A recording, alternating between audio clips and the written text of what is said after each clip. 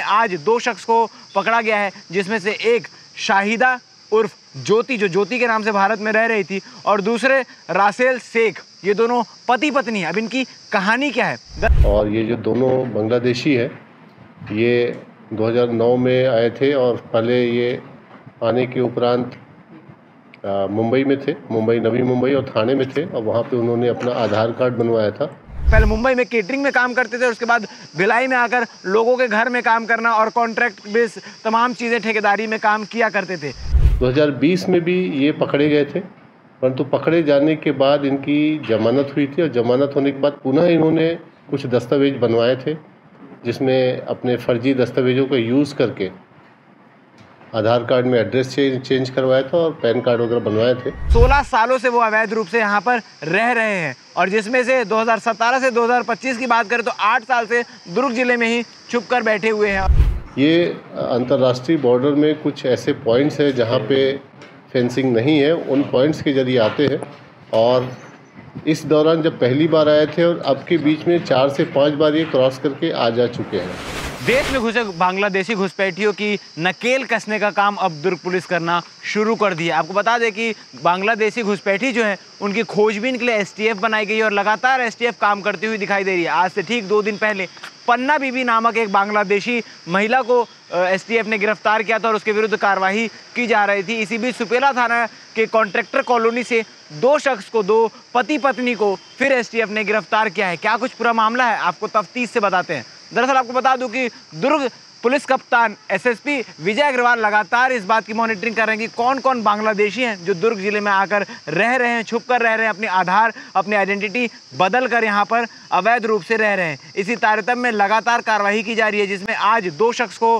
पकड़ा गया है, जिसमें से एक शाहिदा उर्फ ज्योति, जो ज्योति के नाम से भारत में रह रही थी, और दूसरे रासेल शेख। ये दोनों पति पत्नी हैं। अब इनकी कहानी क्या है? दरअसल आपको बता दूं कि 2009 में अवैध रूप से भारत में प्रवेश किया, उसके बाद नवी मुंबई के थाने में ये दोनों रह रहे थे। दोनों अलग अलग भारत में प्रवेश किए थे। नवी मुंबई के थाने में इनकी मुलाकात हुई। मुलाकात होने के बाद दोनों वापस बांग्लादेश जाते हैं। वहाँ जाके जो शाहिदा है वो अपना नाम बदलकर ज्योति रख लेती है, और दोनों शादी भी कर लेते हैं। शादी करने के बाद पासपोर्ट में भारतीय वीज़ा लगाकर ये 2017 में भारत में फिर से प्रवेश करते हैं, और भारत आने के बाद 2018 में शाहिदा का पासपोर्ट जो है उसकी वीज़ा की अवधि समाप्त हो जाती है, और 2020 में रासेल शेख की अवधि जो है, वीज़ा अवधि जो है वो समाप्त हो जाती है। उसके बाद इन पर कार्रवाई की जाती है, क्योंकि अवैध दस्तावेज बनाकर दुर्ग जिले में ही रहकर, दुर्ग जिले से ही अवैध दस्तावेज बनाकर, फर्जी दस्तावेज बनाकर वो दुर्ग में रह रहे थे। पहले मुंबई में केटरिंग में काम करते थे और उसके बाद भिलाई में आकर लोगों के घर में काम करना और कॉन्ट्रैक्ट बेस तमाम चीज़ें ठेकेदारी में काम किया करते थे। इसके बाद कार्रवाई के बाद फिर इन्होंने फर्जी दस्तावेज बनाया। जब 2020 में इनके विरुद्ध कार्रवाई की गई, फर्जी दस्तावेज बनाया और भिलाई दुर्ग में ही रह रहे थे। सुपेला के कॉन्ट्रैक्टर कॉलोनी से इन्हें गिरफ्तार किया गया है, और अभी इस वक्त जब हम खड़े हैं 2025 के मई के माह में खड़े हैं, मतलब भारत में प्रवेश किए हुए इन्हें 16 सालों से वो अवैध रूप से यहाँ पर रह रहे हैं, और जिसमें से 2017 से 2025 की बात करें तो 8 साल से दुर्ग जिले में ही छुप कर बैठे हुए हैं, और लगातार पुलिस ढूंढने का प्रयास कर रही है।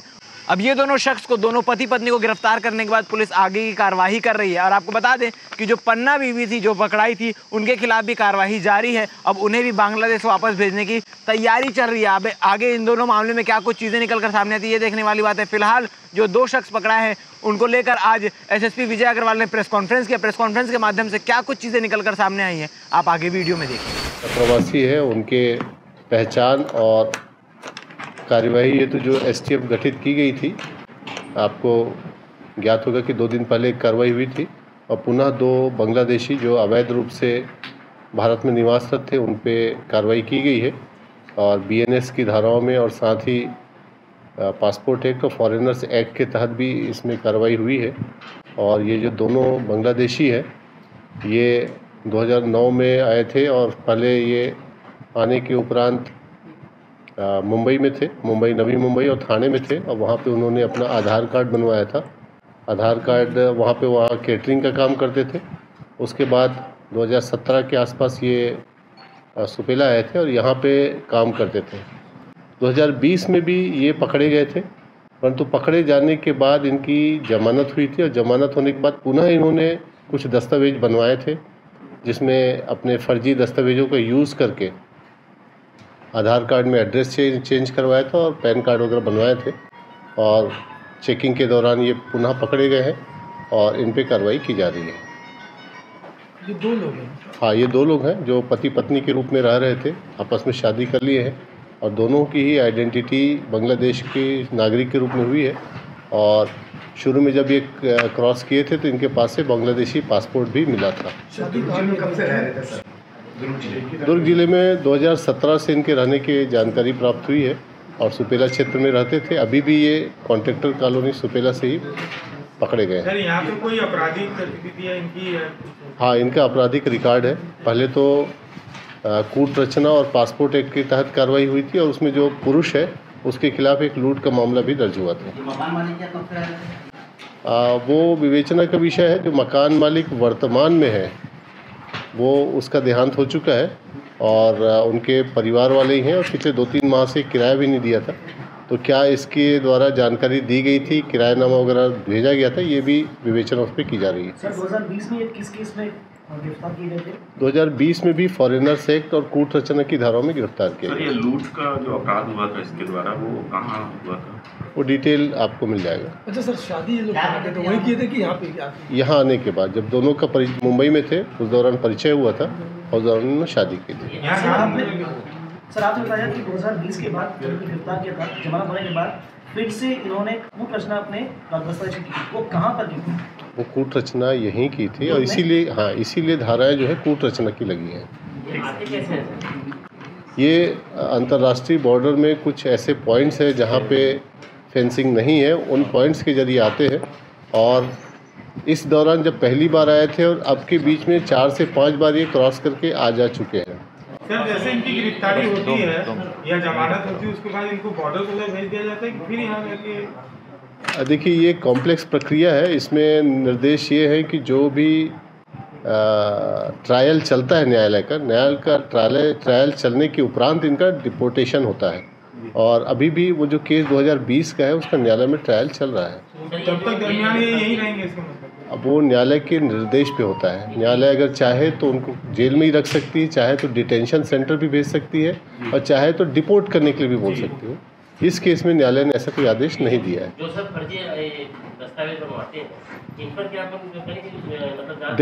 डेफिनेटली जिन माध्यमों से ये दस्तावेज बनाए गए हैं उन पे भी पुलिस जरूर कार्रवाई करेगी। सर 2009 से 2025 तक कितने सपोर्टर्स इनके रहे हैं अब तक, क्या कुछ खुलासा हुआ इस पूरे बात में? ये विवेचना का विषय है क्योंकि अभी तो इनकी आइडेंटिटी इस्टेब्लिश हुई है, परंतु इस दौरान किन लोगों से बातचीत की, किन लोगों के संपर्क में थे, वो सारी चीज़ें विवेचना का विषय, उस पर पुलिस काम करेगी। कहाँ करते थे कुछ? जी, कुछ दस्तावेज इनके पास से कुछ एक पश्चिम बंगाल का एक सरपंच का सर्टिफिकेट मिला है 24 परगना का, और कुछ पैन कार्ड बनाने के लिए जो सामग्री प्रयोग की गई थी वो भी मिली है, तो उस पर काम चल रहा है। ये विवेचना में आगे चीज़ें क्लियर होंगी कि ये किस तरह की गतिविधियां करते थे। कुछ मोबाइल नंबर मिले, उनको भी ट्रेस किया जाएगा। क्या काम करते थे लोग यहाँ पे? ये छोटे मोटे घर का काम करते थे और साथ ही छोटा कॉन्ट्रैक्टर का भी काम करते थे। जो महिला पहले पकड़ाई थी और अभी जो पकड़ाई थी, ऐसा है क्या? वो स्टैब्लिश करना पड़ेगा। अभी तक कोई आपस में बातचीत का कोई कनेक्शन नहीं मिला है।